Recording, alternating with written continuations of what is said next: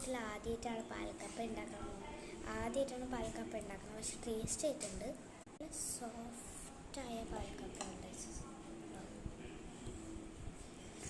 ഞാൻ ആദ്യം ഇതിലോട്ട് നമുക്ക് ഈ ഒരു ചട്നി ഉണ്ട്, അത് കൂട്ടാം. ചട്നിയും പാൽക്കപ്പയും.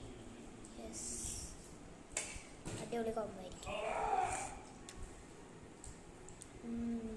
നമുക്ക് ഇഷ്ടപ്പെട്ടു. പച്ചമുളകും എല്ലാം കൂടി കൂട്ടിയിട്ടുള്ള ഒരു സംഭവമാണ്. ചെറിയ ഉള്ളിയൊക്കെ പോലത്തെ. നമുക്ക് ട്രൈ ചെയ്യട്ടെ. ഞാനത് ഇനി നെക്സ്റ്റ് നമുക്ക് മീൻ കറിയാണ്, അത് നോക്കാം.